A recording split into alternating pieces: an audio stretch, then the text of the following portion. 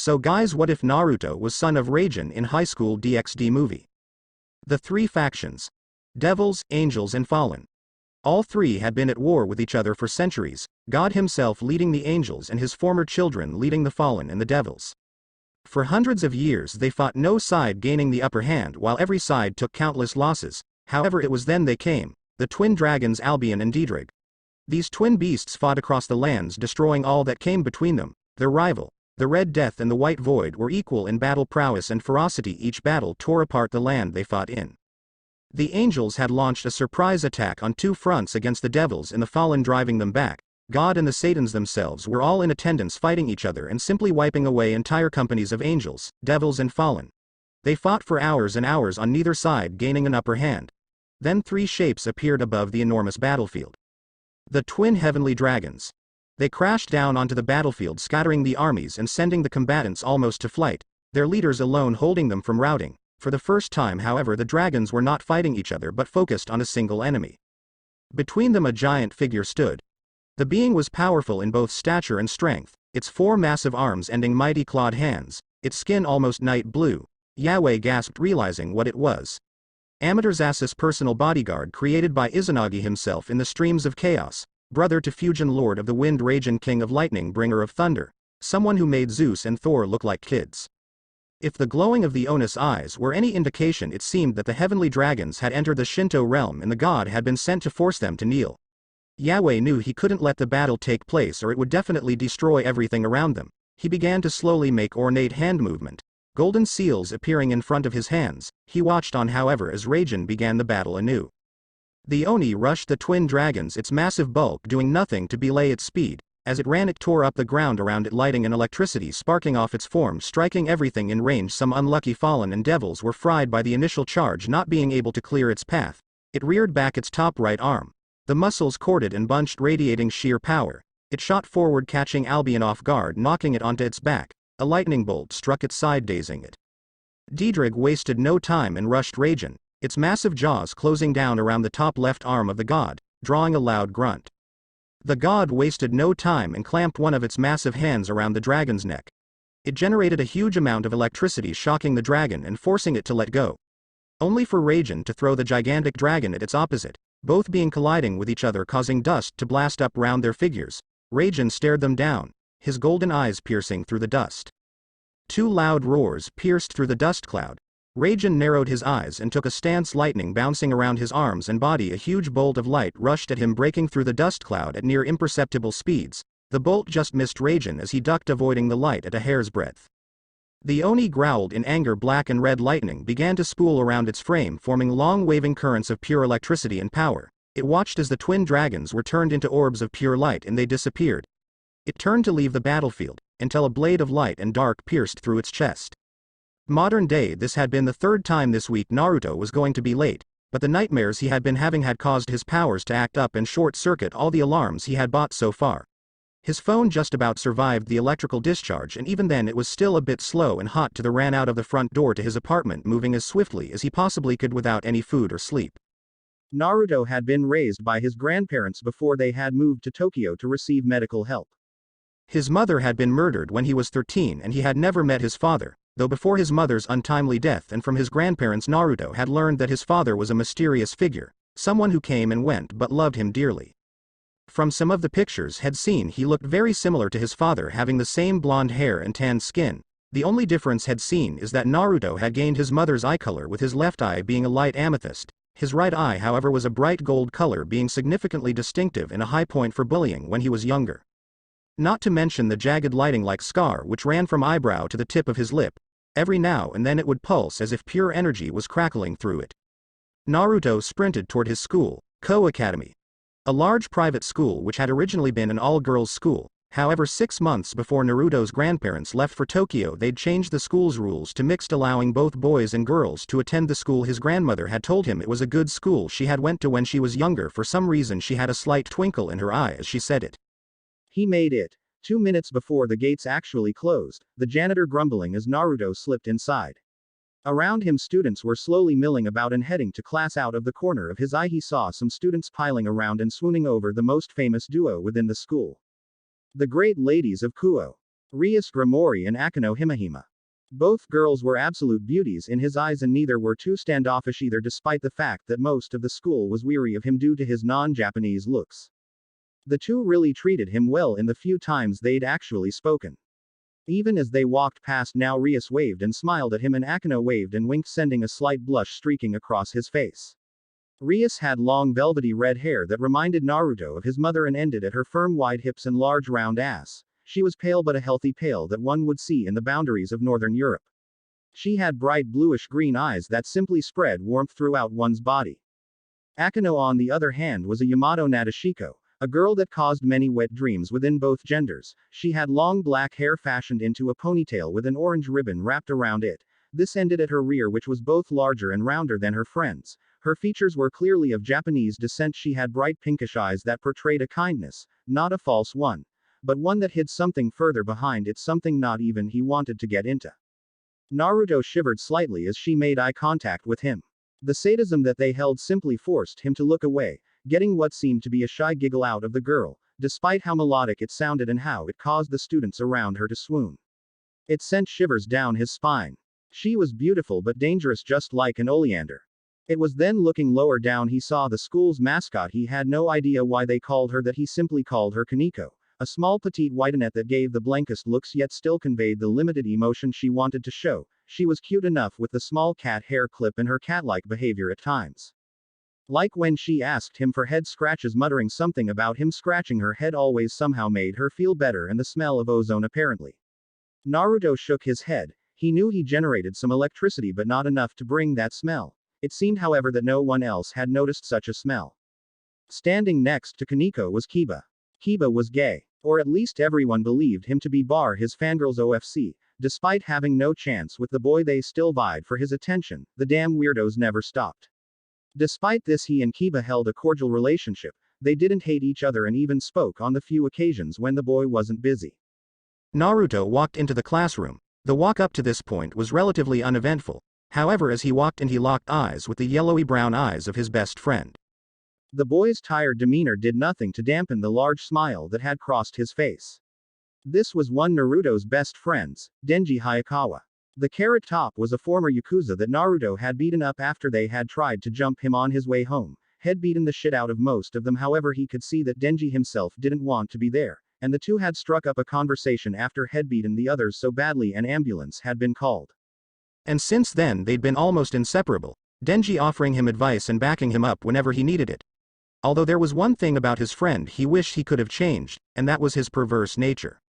By all means he was respectful, and not as bad as some others, but it was still a problem that would randomly rear its head usually when he was around the third and fourth members of their friend group. Rias Smirnov and Kobani Higashiyama. Both were petite, however Kobani was slightly younger and much shorter than the both of them, while Rias was an inch taller than Kobani and had long black hair that was tied into a bun. Kobani had short black hair with two clips holding up one side of her hair. As Naruto approached Denji, one of the petite women made herself known by clearing her throat next to him, causing him to jump and get a laugh from her. He grumbled lightly as she came in close. "Hiya Naru. How have you been?"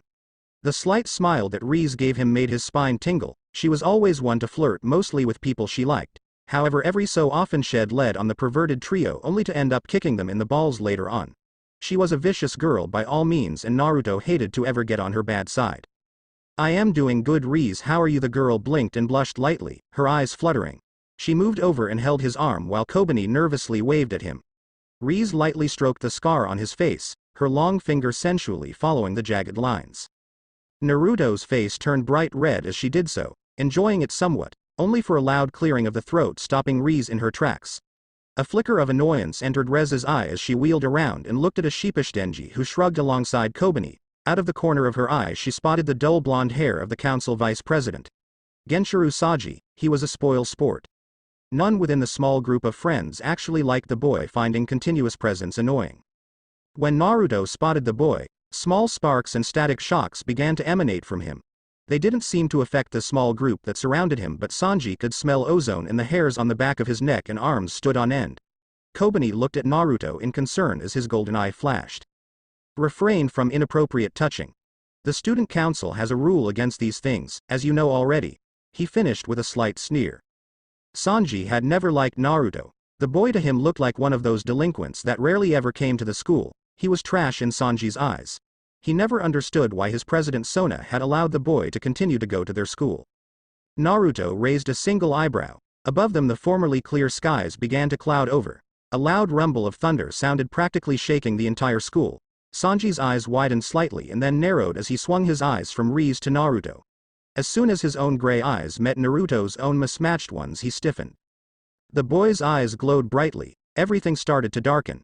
His heart started to beat faster, his lungs constricted, he struggled to draw breath. Nothing seemed to work. His heart started to beat faster as behind the boy a large figure began to appear. A demon, an Oni far beyond anything he was. Its large golden eyes locked with his own and 1,000 volts flowed through his body, locking it up and almost crushing the bones within his body. Kobani stepped forward and lightly gripped Naruto's arm. He broke eye contact with the currently frozen boy, gaining his attention. "It's not worth it, Naruto, you've embarrassed him enough already." He locked eyes with the slightly trembling girl and sighed, turning back toward the now stiffly moving Sanji, only to notice a wet patch on the boy's trousers, and a foul smell emanating from him. The formerly noisy class now went quiet as everyone stared at Sanji. He shat himself. The silence was finally broken by a shout from Denji. The Carrot Top was pointing and guffawing as he did so. The entire class began to copy him, pointing and laughing at the unfortunate boy, who left the class at a speed that almost seemed supernatural. "Good riddance," Rias commented as she watched him leave, her eyes lidded as she took her seat beside Naruto. Kobani sat to his left while Denji, the still laughing fool, was moving to his seat behind Naruto. Just as he sat down, the door was then opened once again, and an absolutely beautiful woman walked in. She had long red hair similar to that of Rias, but hers was tied into a loose braid with a fringe that ended just above her eyes.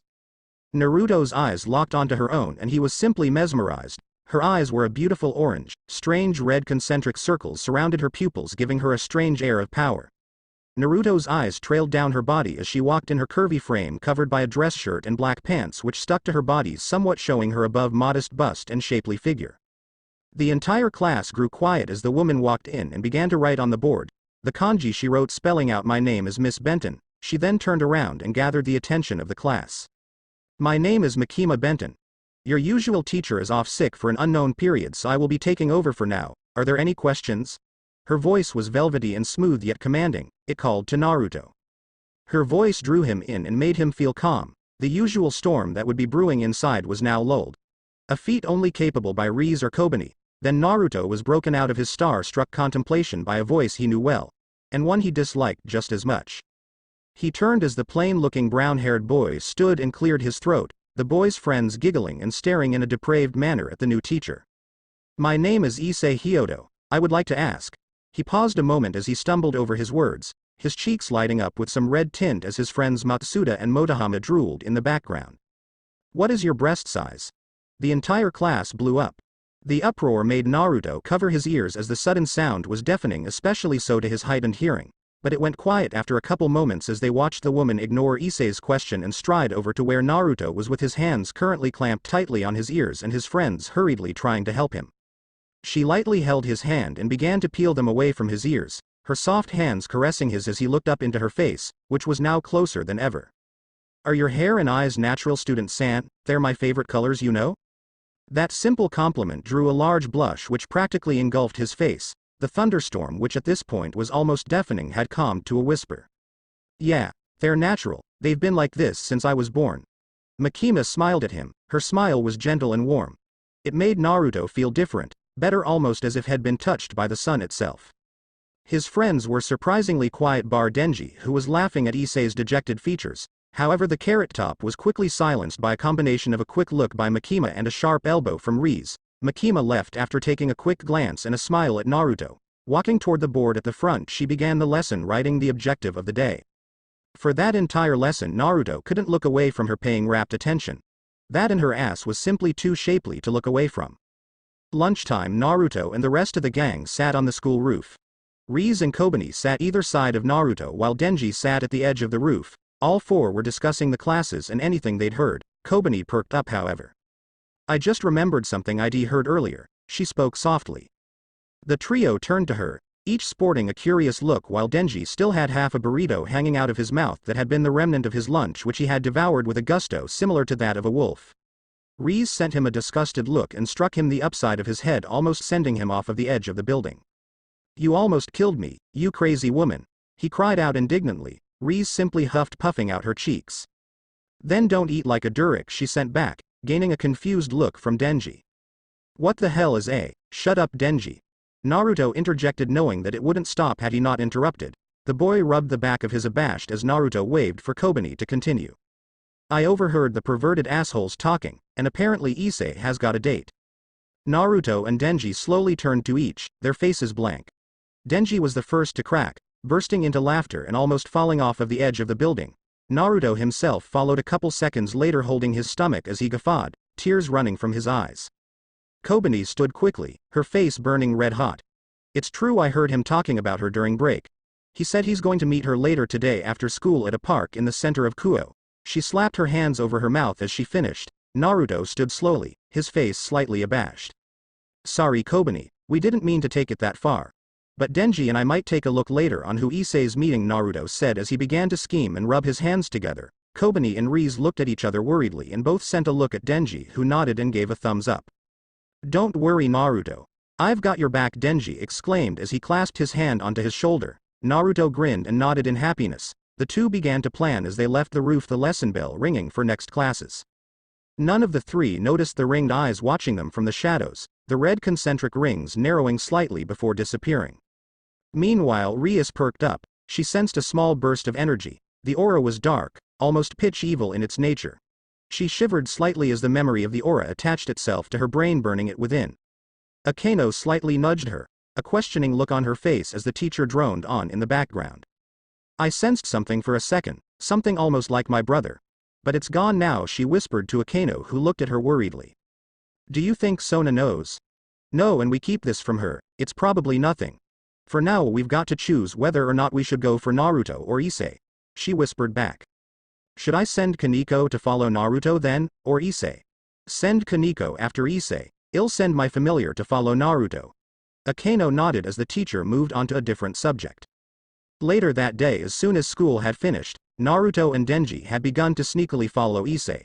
The boy had no way of knowing the two were following him, nor did the three know of the Whitenet and Bat that were following their immediate targets. They watched as Issei waited at a bridge for his apparent date. "There's no way that he's got a woman. I bet you he's gonna get stood up," Denji whispered to the blonde. Naruto looked at him and grinned. 1,500 yen in your on, he whispered back as the two shook hands. They both leaned across the corner of the building and watched as people walked past the hopeless pervert. Naruto's wallet began to feel heavier and heavier as he watched the boy check his watch and huff. Finally, before Denji could even proclaim victory, an innocent yet good-looking black-haired girl finally approached Issei. Denji wept as he passed Naruto the money, and the two began to follow the couple around the city, watching as the two went into multiple shops, seemingly surprised by Issei's restraint and what he believed to be his need of grabbing a woman's tits. And as such, when they finally arrived at the end of the date, both were bored as hell. Naruto and Denji were about to call it quits and leave the couple who were ending their date. However, as the woman got close to Issei, they watched as in a flash of light the pervert was impaled on a spear of hard light. Naruto stared mouth agape, had just seen someone get murdered by light. Denji too was shocked, but he quickly snapped out of it as Issei began to crawl in their direction. Evidently he had seen them, but he wasn't only one. Denji pushed Naruto out of the way of a second shard of light, this one eerily looking like a spear or harpoon. Naruto rolled into a crouch, looking around to see the black-haired woman looking different now. Crow-like wings, BDSM-inspired clothing which barely covered her nipples, and two light spears, one in each hand. Yup. Something was going on. Naruto looked down as a hand grasped his shoe, holding him firm as he was about to run toward where his friend was. The hand belonged to an injured Issei who kept repeating the same word over and over. "Boobies. I touched her boobies." Naruto made a disgusted face, and kicked his hand away, only for a spear of light to strike him between his third and fourth rib, piercing through his lung. He coughed up blood as it pooled within his lungs. The force of the blow pushed back and forced him to lean against a tree, blood leaking from his mouth as the woman approached him, leaning down and staring at him. "So sad to have seen such a specimen be killed. You would have made a great toy to play with. But that's what happens, I suppose, nosy humans." She leaned back, up her wings spreading as she prepared to take off. Then something curious happened. The sound of a chainsaw being revved reverberated around the park, bouncing off trees and plants, slowly getting louder and louder until it was almost deafening. The black-haired woman jumped away just as a shadow burst from the tree line. Naruto's eyes widened as he watched what he believed was his friend charge the winged woman. Denji, or what seemed to be Denji, was a cross between multiple chainsaws and a demon. His head was mechanical and angular, demonic in its nature. It had no eyes and its mouth was a cavernous maw filled with sharp shark-like teeth. At the top of the head was a long serrated chainsaw, one of three littered amongst his body. The brutal weapon revved as the monster snarled at the woman, who looked at him in shock. She started to tremble, recognizing who this being was, Chainsaw Man. The now named Chainsaw Man rushed her, both his arms opening to reveal chainsaws within. He swung them as he leapt toward the woman, her eyes opening wide as she flared her wings and threw light spears at the rampaging devil, though this seemed to have no effect as he either avoided or simply destroyed them. Then what Naruto dubbed as a fallen angel threw a spear into the sky, a signal of some sort Naruto had realized as a signal when three more of the fallen angels flew out of cover. One was a short blonde child, the other was a brunette wearing a suite, and the last was a man who looked slightly pedophilic. Okay, maybe that was just Naruto being biased, but it did look weird for them to be traveling with a child. Rainier, why the hell did you call us out here? You couldn't handle one. The Mont's rant was cut off as he had to dodge a quick swing of a chainsaw. All three stared at the demon that was Denji as he charged at them. Naruto tried to move, but the searing pain and darkening of his vision forced him to remain still. I don't want to die today. I don't want to die in some godforsaken park while my friend fights those bastards in whatever the hell he is in. Then Naruto felt it, almost like standing in a thunderstorm. Electricity began to run up and down his body, repairing the damage that had been wrought by the light spear. It made him feel stronger, almost invincible. My child, what do you fight for? A loud voice boomed within his head, causing him to pause. The voice sounded ancient and powerful, way more so than he was. I fight for the people I love. I fight so I may see a better day. But, who are you? The voice laughed, before falling silent. The laugh was akin to that of the rolling thunder that shook Naruto's mind. What I am is no concern yet, for now let us concentrate on these scum. He paused for a moment. Naruto could hear the rage within his voice as he spoke. It terrified even him. I don't enjoy killing, but when done righteously it is just a chore like any other.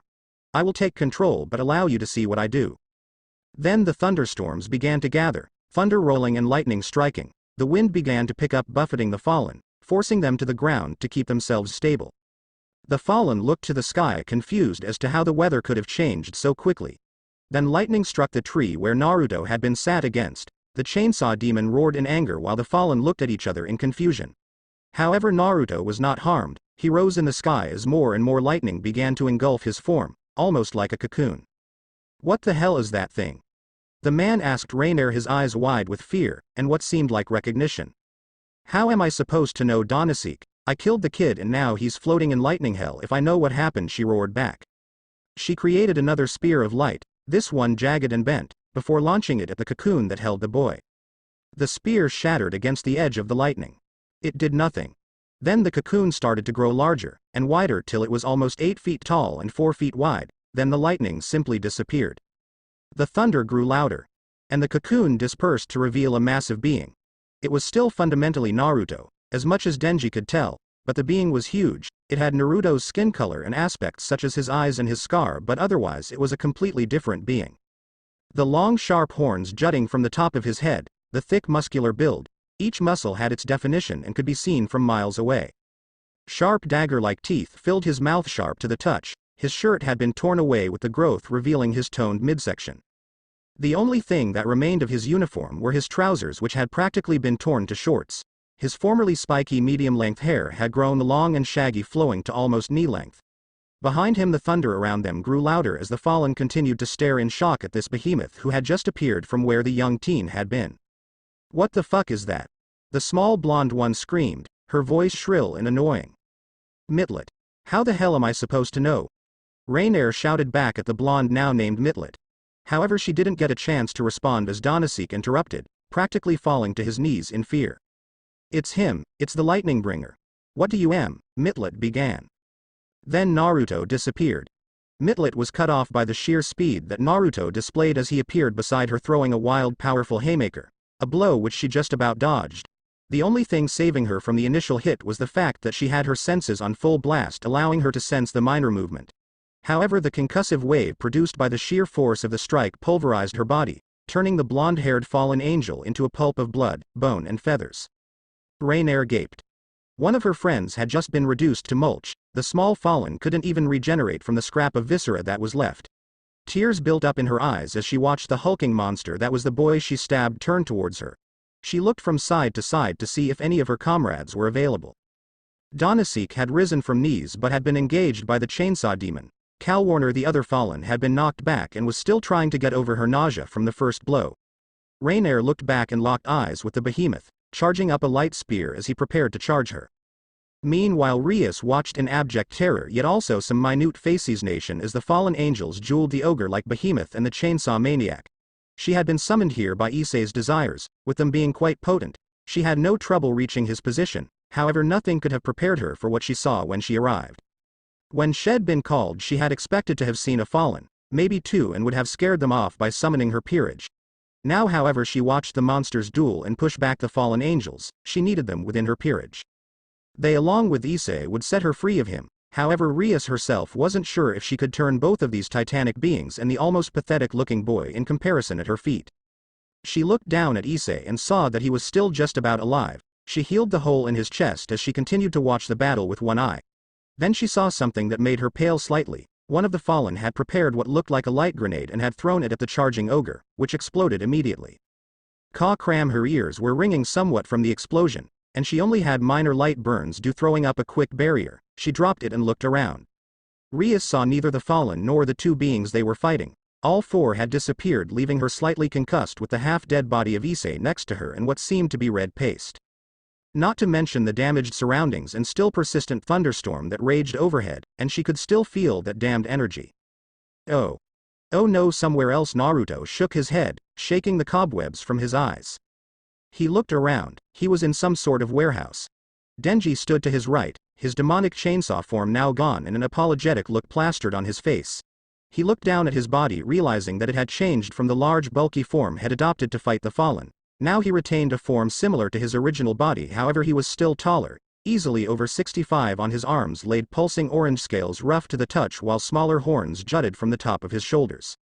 Sorry about that, man. That fight wasn't supposed to happen. But look on the bright side, you unlocked a sick new form. And you're huge. Denji looked up and down his friend and cursed in annoyance. Damn it, Naruto, now you're going to get all the babes. Denji fell to his knees as Naruto looked down at him quizzically. Before he could continue his rant, a hand came from behind and slapped him over the back of the head, knocking him out of his revelry. Naruto's eyes trailed upward and met with Reza's emerald green eyes. A light blush spread over her cheeks as her eyes locked with his, walked to him and lightly stroked his jaw. You look very different, Naru, very exotic. She went onto her tiptoes, her lips just brushing against his ear and earlobe. I love exotic, she whispered. Naruto quickly backpedaled as she laughed, her melodic voice carrying through the almost empty warehouse. Kobani rushed in and tackled Naruto, her small frame colliding with his much bigger one, almost tripping him up. Tears welling as Naruto rubbed her back. His ears pricked, however, as he heard a slow clicking, almost like heels clinking against the concrete ground. Naruto's heterochromic eyes locked with pale, beautiful ringed orange ones, eyes he knew very well. Makima Benton, the absolutely stunning teacher that he had seen earlier in the day. She was now standing in front of the draconic-looking teen, and she seemed to be unfazed by his new look. It's good to see you relatively safe, my dear, she remarked, her voice as soft as it was the first time he heard it. She did, however, give a cold stare to Denji. Naruto's best friend began to sweat somewhat and even looked like he was about to collapse. It wasn't his fault. I wanted to stay, and we got caught because of me, Naruto said to the woman, trying his best to save his friend from whatever fate he was being subjected to at that moment. Makima's cold eyes swamped over him, practically drowning him in sheer cold and shadows. It was almost as if the darkness was strangling him, and she was simply the puppet master. Though the feeling quickly went away as her eyes softened slightly, gaining some humanity back. Don't let it happen again. You and your sacred gear are very important to me. More so than anything else, she reassured him as she approached, lightly stroking his cheek and tracing his scar. What is sacred gear? And why am I so important? What are you?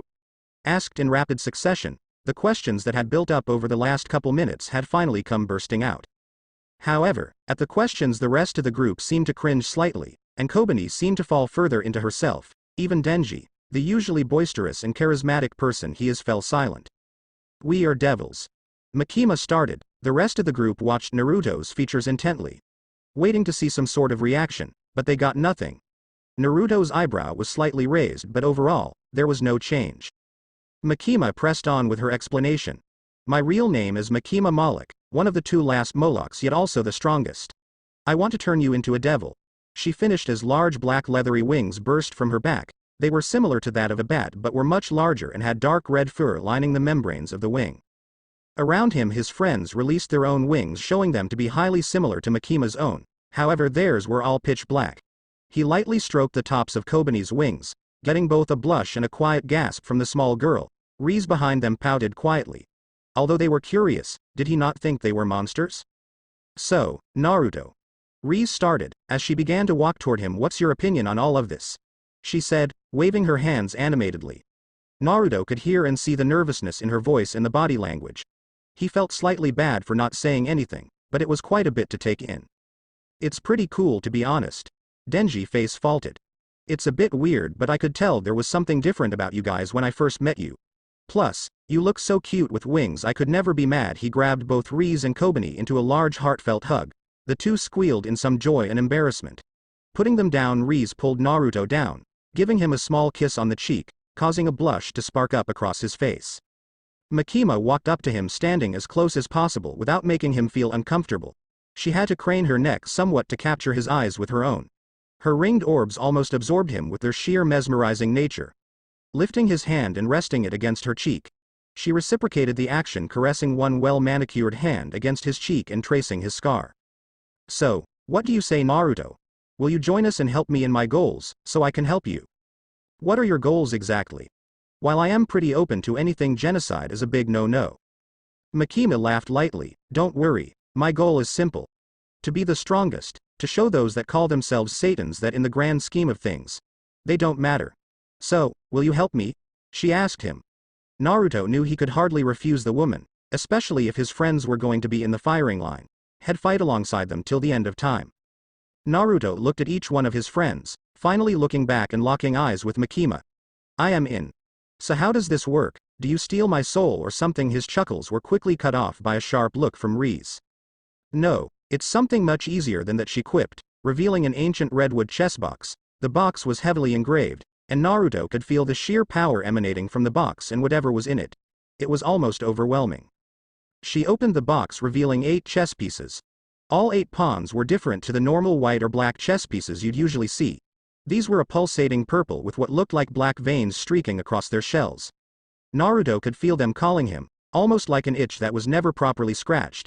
The 8 pawns shuffled, then without a sound began to rise and float toward Naruto, slowly swirling in concentric circles. Prepare yourself, bro. It's like taking creatine plus 100, Denji helpfully commented. Naruto nodded hesitantly, not quite getting his friend's analogy. Makima placed her hand gently against his chest, which Naruto now painfully realized was almost completely bare. Ignoring the wrench that was randomly placed in his shredded remnants of his pants, he slowly felt an ancient power enter his body and amalgamate itself with his own energy. Then the chess pieces began to draw closer and closer to Naruto's chest. After a couple seconds they had quickly disappeared into his body. Then it happened. The entire warehouse lit up like a Christmas tree as Naruto's body began to adapt itself to Makima's power. The ambient electricity spiked. Sparks and arcs of lightning began to spark from the air itself. Naruto himself was a glow light surrounding him like some sort of angelic halo, the sheer weight of his power only hidden by the seals which covered the warehouse. His hair glowed bright gold flowing upwards, his body too glowed and floated, his dragon scales taking on a bright yellow hue so bright they were almost white. His eyes glowed a brilliant white, clearly pupilless. Woe as Super Saiyan! The awestruck silence was broken by Denji. Once again. I think he's more like Gear 5 this time. It was Kobani who spoke, surprising everyone as she lightly touched Naruto's arm, giggling as the lightning warmly wrapped around her hand. Makima, who had been silent at this time, the lightning arcing close to her yet doing no damage. Very good, it seems you're adjusting to my power well enough already. Tomorrow more of my peerage members are arriving, you'll be going on a mission, she said as she began to walk away, the slow clack of her heels reverberating with her words. Wait, there are more of us. Who are they? He asked. He knew how many chess pieces were usually on a chessboard, but he wasn't sure if Shed actually collected that many people. Don't worry, you'll see the rest of them soon enough. These new members that are arriving are, let's say, Different, she then continued standing at the door as what seemed to be like a seal appeared on the floor beneath her. She turned her head slightly, revealing one of her bright orange ringed eyes. Naruto could just make out the hints of playfulness. "Oh, I almost forgot. If you win tomorrow without a single scratch, I'll grant one wish." She disappeared. Not a flash of light, not even a sound, she just simply disappeared. Naruto looked at Denji and they both grinned at each other. Rias rolled her eyes and smiled while Kobani puffed her cheeks into a pout. Naruto reached down and wrapped his arm around Kobani, lifting her onto his shoulder. Turning to Rias and Denji, he finally spoke. "Well, I suppose we should get moving then, we've got a long day tomorrow." All three agreed, and soon Naruto was finally alone in his room, his powerful new form still fully activated. He raised his hand and balled it into a fist. "Now I can protect those I love." Then he blacked out, falling directly onto his bed and almost off his bed. The sheer strain of the day finally took its toll upon his body. Within the sacred gear, Raijin himself began to plot and scheme, knowing that his host would become a beast of war the world had never seen since Trihexa itself. The next day, Naruto woke up bleary-eyed. Quickly sitting up, he found a note on his chest of drawers. The note was in Makima's handwriting and it sat upon a small neatly folded pile of clothes. "Wear this to school today, it'll show that you're one of mine. The clothes are magic resistant and enhanced to both grow with you and protect you from most damage, as well as work with your more electrifying powers.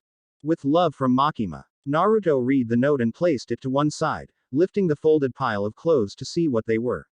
The first was a pitch black blazer which seemed to be exactly his size. The blazer was heavily padded, however it was as light as a feather.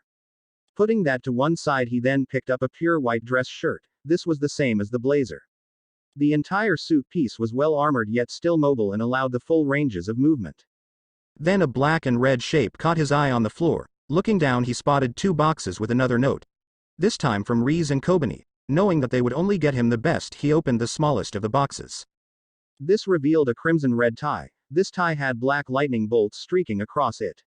Naruto held it in awe. The tie was beautiful and almost resonated with him despite its simple nature. Putting it to one side, he picked up what seemed to be a shoe box. Opening this one showed some of the most menacing shoes known to mankind. Pitch black Air Forces with modified obsidian soles. The shoes themselves, much like the tie, seemed to be made for him especially, simply resonating with both his being and his fit. An hour later, after quickly having eaten breakfast and getting dressed, Naruto left his house, quickly locking the door and walking up the road. People seemed to stare as he walked by, either out of sheer curiosity or simple lust.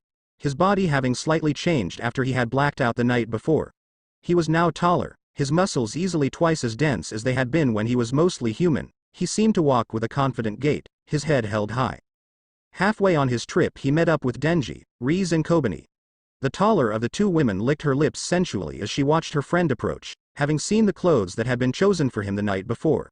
She knew had looked good, but not this good. Naruto meanwhile scanned his friends, seeing that both Kobani and Denji were wearing a similar suit to his, theirs however being the basic black and white business suits. Rias wore a white polo shirt and her usual black shorts. Her trademark choker was in its usual place, however attached to it was a small golden sleigh bell, which lightly jingled as she moved. As he approached, Kobani nodded at the clothes he was wearing while Denji simply reached out with a fist bump. Meeting Denji in the middle, the small group began to walk toward Kuo Academy. Then a thought slammed into Naruto's brain. Question. Who's Makima sending to meet us today? He asked. Denji was the first to react, sticking out his tongue in mock disgust. Blue. From what I heard, she's sending a knight and one of her clan retainers. I've met both. Her retainer is weird as fuck and the knight is a stuck-up bastard, but he's a good guy mostly. Just as Naruto was about to ask another query, they saw a yellow Fiat 500 lodged into the wall next to the school. There were some students surrounding it and taking pictures, however most were simply ignoring the strange scene. Kobani groaned in annoyance. I know exactly who she sent now. Only one person can crash my car that badly. Naruto turned to her, a huge question mark appearing above his head. You drive? Kobani looked up at him, her face dead serious. Yes, I am 16, you know. Naruto simply shrugged, knowing it was better to leave it than to question it. As he continued to stare at the car, he noticed someone sitting on top of the roof of the vehicle. She had long blonde hair with some smaller pink streaks in it. The most striking thing about the woman was the smaller red horns which jutted from the top of her head, and what seemed to be fangs peeking from the top of her lips. Just from the way she sat, Naruto could detect some arrogance, but he couldn't be completely sure. Denji sighed loudly as the woman sitting on top of the car noticed them coming. Bow down before the mighty fiend, Power. Denji. Why aren't you bowing, you idiot? The woman now known as Power continued to throw insults at Denji, all the while the rest of the group slowly looked between them in embarrassment and, in Naruto's case, confusion. Power, stop being a dickhead and get off Kobani's car. Denji shouted at the fiend. The female huffed and launched herself from the wreckage, landing squarely in front of Naruto and stepping directly into his personal space. It was then he saw her eyes were red and orange and her pupils were shaped like targets. Then she spoke directly to him. So, you're the new meat that Lady Makima allowed in. I hope you're ready for tonight. We're hunting proper monsters. Then she began to disappear as she finished her sentence, but before she could disappear completely, she addressed the entire group. Remember guys, meet me and Aki at the warehouse district after this shithole, she said as she stuck out her tongue at Denji, who shook his fist at her as she left. Naruto turned to Denji, the question burning away. Bro, who was she? That, my friend, was Power. A blood fiend that Makima tamed a couple years ago. I remember that mission like it was yesterday. Power attacked us at a blood bank and got Millie rocked by Makima. Took 2 minutes. He snickered as they entered the school, their minds already floating toward the events that would occur later that day. 6 hours later, the gang left Kuo Academy just before the bell rang, their master having let them out early so they could deal with their assignment. The school day had been pretty normal for them, bar Rias and Akano staring in Naruto's direction for most of the day, even at one point during their lunch break trying to come and sit near him. Only to be driven off by an almost feral Rias, and after running off a couple more attempts, they'd finally grown fed up and left. Now they moved quickly toward the warehouse district, their steps swift and silent, their faces serious and ready. They found Power standing atop one of the large buildings which overlooked the district. She sat on a ledge and her feet kicked out beneath her. Leaping up to where she was, they found another figure looking over the area. He was almost the same height as Naruto himself. His black hair was tied into a top knot. He looked pretty much like a normal Japanese citizen bar his height and the blade that sat in a sheath on his back. He was dressed in the same suit that most of them wore bar the blazer. Yo. Aki, how ya doing, dude? Denji was the first to call out to him. Shut the fuck up, Denji. You're too loud sometimes. The now known Aki responded. By his tone Naruto could tell the guy was annoyed already. That wasn't nice, Hayakawa. Rias sent back. A small smirk stretched across her face as Aki grunted in annoyance. He turned to Naruto with a slight curiosity visible in his dark blue eyes. You're pretty strong. You'd have to be for Makima to let you come here. Before Naruto could even respond, there was a loud crash. One of the many large warehouses began to collapse. Aki didn't speak, drawing the weapon that was sheathed on his back. It was revealed to be a long needle-like sword. The blade of the weapon held no edge, yet it was wrapped in barbed wire from the hilt downwards. Aki quickly took a step towards the edge of the building. Looking back only once, the dark-haired youth leapt from the building. Denji followed quickly after, the chainsaws bursting through his arms and revving as he followed his friend into the fray. Naruto and Rias followed behind. Naruto's hair began to float, and his skin began to regrow its draconic scales. Behind him a golden ring with 8 medium-sized taiko drums appeared. It seemed to float just off his back and spin lightly. Both he and Rias floated down quickly, easily hitting the ground and continuing to run toward where the sounds of fighting had begun. As they rounded a corner, they saw what they were meant to be fighting. There were 3 of the devils from what they could see. One was huge, having the stretched torso of a human male and the shaggy head of horned ram. Its lower half was reminiscent of that of a centaur, however its centaur-like bottom half was covered in patches of scales and blood. One of its massive arms was like that of a crab's claw, jagged and dotted with small bits of coral. Its other arm was more akin to that of a human, albeit quite deformed, having only 4 fingers and being covered in what equated to zebra stripes. It held a long brutal spear seemingly formed from bone and muscle.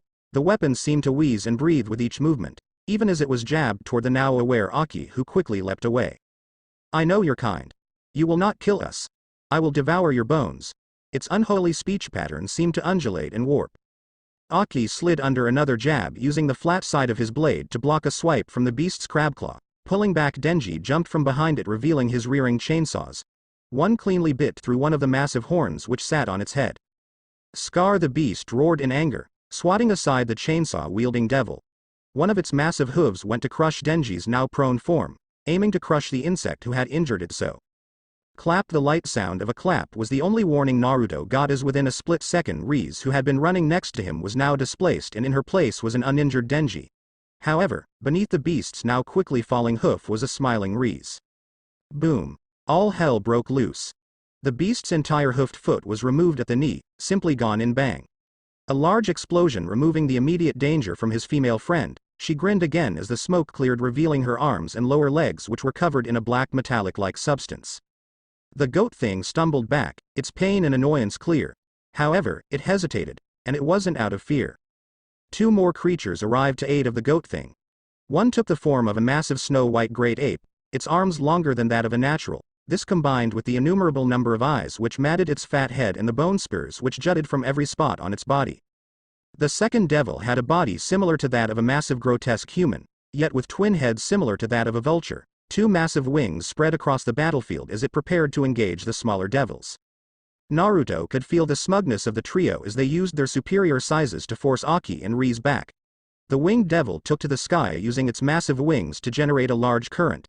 He looked up to the sky and began to concentrate, reaching out for that familiar feeling. Above the city, thunderclouds began to gather. These were darker and larger than anything seen till this point. Lightning seemed to arc from cloud to cloud, almost as if it were a snake moving from cover to cover. Naruto did what was natural, lifting his arms so it was perpendicular with the sky. The clouds funneled down, lightning still arcing around it. The cone of clouds wrapped around his outstretched hand. Say its name. Wield it with pride. Say its name. In Naruto hand, formed from the will of the gods themselves, was a three-sectioned staff. The section where the staff was held was red in color, yet streaked with veins of gold similar to those of a lightning bolt. Stormy gray iron capped the ends of the staff, the chain which connected the three sections being that of a similar material. Naruto swung it once or twice, trying to get a feel for the weapon. Say its name. The voice continued to speak in his head, almost reminiscent of his first transformation. Then the name of his majestic weapon appeared so boldly in his mind. Playful, Cloud. The weapon almost seemed to hum at its name being called. Naruto hefted the weapon by its third section, swinging it lightly and watching the gold glow dimly. Naruto grinned and rushed the ape thing first. Leaping high into the air, he reached back as far as he could, then he snapped it forward, swinging with as much force as possible. The ape reached up with one of its long arms to block the strike, successfully connecting with Naruto. Yet when it reeled back its arm, the entire arms seemed to flop over as if it were boneless. Then it began to rampage as the sheer pain of what had occurred finally reached its puny brain. Naruto remained in midair, his abilities keeping him afloat. He looked at his weapon, however. The tri-staff seemed to hum but would not resonate with him. It seemed wrong to simply use the weapon. Naruto watched out. A huge fist flew over the top of his head, catching some stray hairs and almost blowing him away.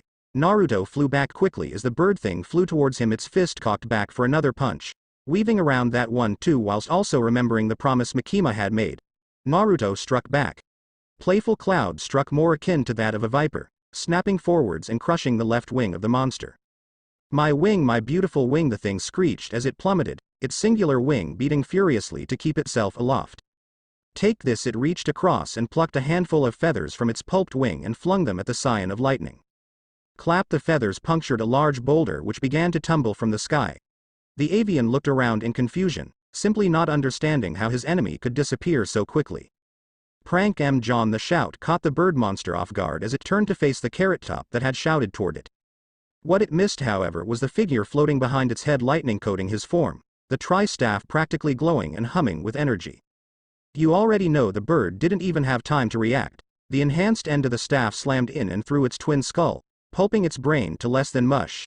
Its limp body collapsed, falling toward the ground, crashing down a couple moments later, barely twitching as the blow had almost taken off its entire head.